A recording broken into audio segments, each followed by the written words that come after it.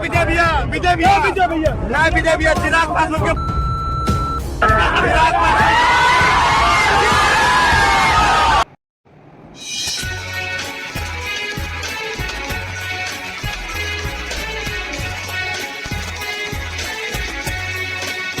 तेजस्वी जी जमुई में अपने कार्यक्रम कर रहे थे, उसमें से नीचे से सपोर्टर ने चिराग जी की मां को गाली दे दिया। ये एक मुद्दा बन गया। क्या मुद्दों की कमी होगी जो इस मुद्दे को उछाला जा रहा है बार बार? कोई और ये कह रहा है कि गाली बिल्कुल गाली नहीं देना चाहिए। मांझी जी कह रहे हैं कि ये तेजस्वी का ही आदमी थे, जो सपोर्टर है वही ने गाली दी है। और भी तरह तरह से लोग कह रहे हैं कि इस तरह से इनकी भूमिका रही। लेकिन गाली देना हमारे लोकतंत्र में, चाहे कोई जीत हारे, बिल्कुल सही नहीं है। लेकिन ये भी एक मायने रखता है कि उस भीड़ में कौन गाली दे दिया ये पता भी नहीं चला और वो लेकर चले गए। तो क्या ये चर्चा का विषय लगातार यही चर्चा चल रही है? आज के दिन पूरा दिन यही चर्चा था, तो मुद्दों की चर्चा कब करेंगे? क्या ये चर्चाओं से भटकाने की चीज़ नहीं है? बिल्कुल उस पर कार्रवाई भी होना चाहिए। इसके हम भी समर्थक हैं, जबकि हम कोई पार्टी से नहीं हो, फिर भी हम इसके समर्थक हैं। गाली कभी भी नहीं होनी चाहिए, लेकिन क्या इसको मुद्दा बनाना चाहिए और हम जो मेन मुद्दा है उससे भटकना चाहिए? आइए हम यहाँ के जनता से ही जानते हैं कि इस पर क्या करें। अरे सर, तेजस्वी जी के रैली में नीचे से आपको चिराग जी की माँ को गाली दिया गया, ये बजाते वीडियो हर जगह वायरल हो रहा है, इस पर आप क्या कहें? देखिए, गाली देना तो खैर सबसे बड़ी बात, गाली देना तो अच्छी बात है नहीं, सबसे पहली बात। और दूसरी बात है कि गाली जिसने दिया कहीं ना कहीं तो तेजस्वी जी के सपोर्टर ही होंगे।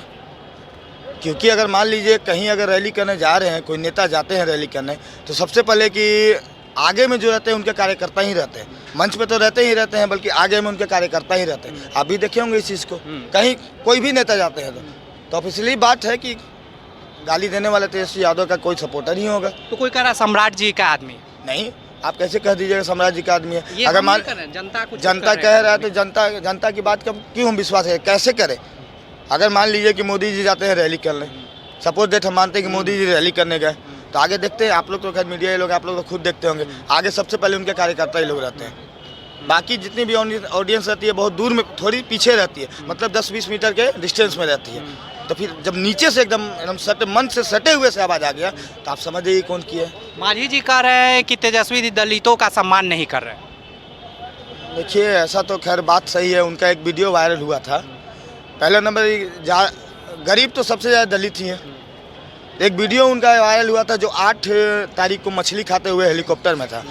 तो कहीं ना कहीं आप इस बात को दिखा रहे हैं कि हम मछली को हेलीकॉप्टर में खा रहे हैं। तो यहाँ तो गरीब का इज्जत तो खैर नहीं रहा। मछली मतलब खा रहे हैं, आप हेलीकॉप्टर में दिखा रहे हैं, तो कहाँ से आप दलित को इज्जत तो सही में नहीं कर रहे हैं, कहाँ से करेंगे वो इज्जत? गरीब को दिखा रहे हैं कि मछली हेलीकॉप्टर में खाने, बताइए। सम्राट जी कह रहे हैं हम अगर सत्ता में आएंगे तो इन सब पे कार्रवाई करेंगे। बिल्कुल करना चाहिए कार्रवाई, क्यों नहीं करना चाहिए? कार्रवाई एकदम बिल्कुल करना चाहिए। जो संविधान के खिलाफ चलेगा, जो अपना मनमानी करेगा, तो क्यों नहीं कार्रवाई होगी उसके खिलाफ? तेजस्वी जी कह रहे हैं कि ये हमारे इससे कोई लेना देना, हमें तो आवाज़ भी नहीं ठीक से हम सुन पाएँ, और भीड़ में तो इस तरह से होते रहा, हमें भी कोई गाली दे देता है। तो आप इस पे क्या कहें? सबसे पहला बात क्या है कि अगर आपके कार्यकर्ता थे या सभा में जो भी आदमी गए थे, सबसे पहली बात है कि आप देखिए कि यही फ़र्क है सत्ताधारी पक्ष और विपक्ष में। एक तरफ सत्ताधारी पक्ष महिलाओं के आरक्षण का बात करता है, महिलाओं के हक का बात करता है। आदरणीय मुख्यमंत्री जी बिहार के 50% आरक्षण लागू किया है महिलाओं के लिए। केंद्र में पार्लियामेंट में भारतीय जनता पार्टी 33% बिल लाती है कि महिलाओं को आरक्षण मिलना चाहिए, महिलाएं बोली। ठीक, आप अपने मैनिफेस्टो में कॉपी करते हैं, कम से कम ठीक है आप पक्ष की बातों को ना समर्थन करें, लेकिन आप विपक्ष में रहते हुए आप अपना जो पार्लियामेंट में पार्लियामेंट मैनिफेस्टो लाए हैं, उसमें आप लिखे हुए महालक्ष्मी योजना, महालक्ष्मी शब्द का प्रयोग जो किया है, आप देखिए एक सभ्यता संस्कृति का प्रतीक है। और आपके कार्यकर्ता अगर ऐसे शब्द का उपयोग कर रहे हैं तो आप देखें कि आपका मैनिफेस्टो क्या आपके कार्यकर्ता समझ रहे हैं? सबसे पहली बात, अगर आपके कार्यकर्ता आपके मैनिफेस्टो को नहीं समझ रहे हैं तो इस बात की कहां से गारंटी है कि जब हम आपको सत्ता सौंप देंगे तो आप जनहित का काम करेंगे, आप महिलाओं के सम्मान का काम करेंगे? तेजस्वी इस पे खेद भी जता रहे, बोल रहे कि ये तो मुझे पता और बिल्कुल जायज़ नहीं, वो बिल्कुल इसको जायज़ नहीं ठहरा रहे हैं, लेकिन इसके बाद भी लोग उसको मुद्दा बना दिए। देखिए, गलती करने के बाद, आहत पहुँचाने के बाद क्षमा हमको लगता काफ़ी नहीं होता है। कल पहला चरण का चुनाव है और आसपास चुनाव है, और आप नया मुद्दा आज ही ऐसा मुद्दा खड़ा कर देते हैं। और एक बात कि अगर सामने से आसपास से ऐसा वीडियो बना भी तो ये वीडियो वायरल कैसे हो गया? इसका मतलब उस सभा में उपस्थित लोग भी ये नहीं चाहता है कि आपकी सरकार बने बिहार में। नहीं, वायरल तो कोई कर देगा सर, ये तो रोकने की चीज़ नहीं है। वायरल तो कहीं से भी कोई उठा के कर देगा, और चुनावी मोड में तो कोई कहीं भी जा सके ये चीज़ कर सकता है। तो ये तो किसी एक आदमी को दोष हम लोग नहीं ठहरा सकते ना। एक आदमी को दोष नहीं ठहरा सकते हैं, ये आपका चीज़ है कि ये वायरल कोई भी कर सकता है, लेकिन जो बोला गया है बिल्कुल पास का लोग बोला है, इसीलिए आवाज़ आ रहा है। और अगर बोला भी गया है, आप चाहते थे कि ये चीज़ें वायरल ना हो, तो आप उस टाइम जो प्रशासन वहाँ पे रहते हैं तुरंत 5-10 उन्हें पता ही नहीं चला। ये बात हो। इन बातों के बारे में तो मुझे कोई आइडिया नहीं है कि पता क्यों नहीं चला, लेकिन ऐसा नहीं होना चाहिए। ये सनातन संस्कृति सभ्यता वाला देश है और यहाँ महिलाओं का अपमान नहीं सहेगा। ये जो जोर शोर का आवाज़ था, उस आवाज़ में वो रैली कर रहे थे तेजस्वी सी, और उसी जोर शोर की रैली में आगे के उनके कुछ कार्यकर्ताओं ने हमारे चिराग जी के माँ को गाली दिया, जो बाद में वीडियो वायरल हुआ, जिसमें तेजस्वी सी कह रहे हैं कि मुझे पता ही नहीं चला। आप क्या कहेंगे इस संदर्भ में? किसी भी राजनेता हो या उनकी मदर हो या फादर हो, किसी को सब जो प्रयोग करता है लोग, या गंदी बातें का या गाली गलौज का, ये बातों का मैं समर्थन नहीं करता हूँ कि आप किसी को, राजनेता को या किसी को भी, आम पब्लिक को भी आप गाली बक दें मन से या मंच के नीचे से। तो मंच के नीचे से जो बका गया, कल देखिए 4 आपको क्षेत्र में इलेक्शन होने वाला है, कल पहला चरण का इलेक्शन है, और इस मुद्दे को आज लाया जाता है। एक दलित के सेंटिमेंट को कहीं ना कहीं उभारने की कोशिश है। मतलब इस मुद्दे को दबा देना चाहिए था, लेकिन ये चुनाव से जोड़ के इसको उभारा जाए। इधर इन बीजेपी वाले का यही काम ही बचा है कि ऐसे मुद्दे का उभारने के लिए, जबकि इन मुद्दों को दबा देना चाहिए। ये अच्छी बात नहीं है कि जो पब्लिक प्लेस में लाके बात को रखे।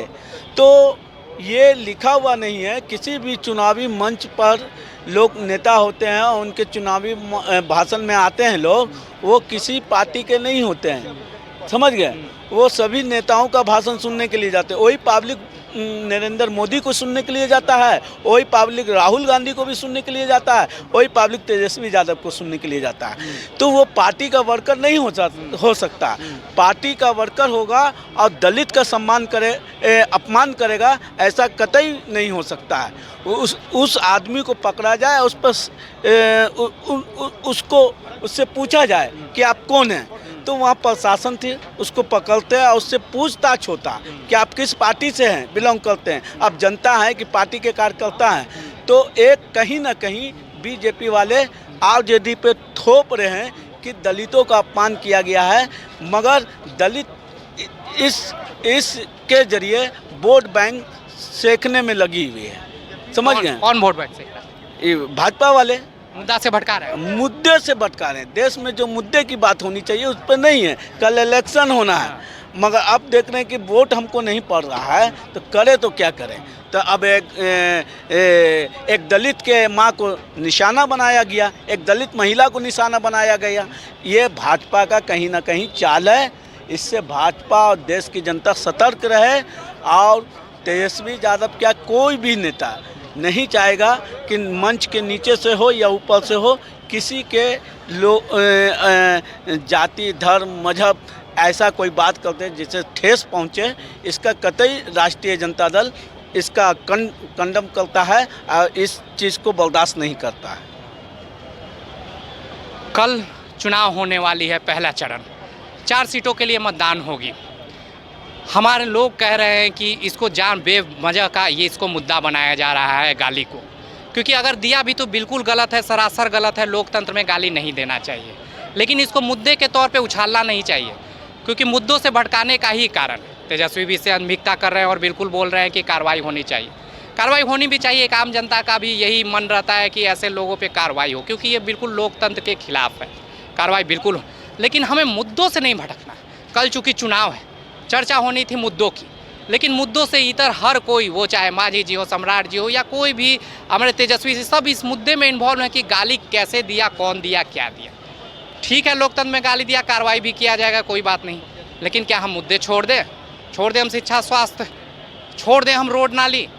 इन बातों को समझना और जानना अब जनता को होगा, क्योंकि सिर्फ अगर आप ये जागिएगा नहीं। और कल का एक चीज़ और मान लीजिए, कल जो चुनाव होने जा रहे हैं वो सिर्फ लोकतंत्र में वंशवाद हो रहा है। अधिकतर हमारा जो कैंडिडेट है वो वंशवाद का देन है। तो क्या वंशवाद हमारे लोकतंत्र पे हावी हो गया है? ये भी आपको जनता को समझना होगा। इन मुद्दों को समझिए कि मुद्दे को कब उखेड़ा जाता है और किन मुद्दे जो एक दिन का मुद्दा एक दिन कैसे चल रहा है, ये आम जनता को मंथन करनी होगी। और इन मंथन के साथ हमारा निवेदन है कि कल वोट करने जरूर जाएं, मतदान जरूर करें और अपने विवेक से करें। इन्हीं बातों के साथ मैं राकेश रॉय, धन्यवाद।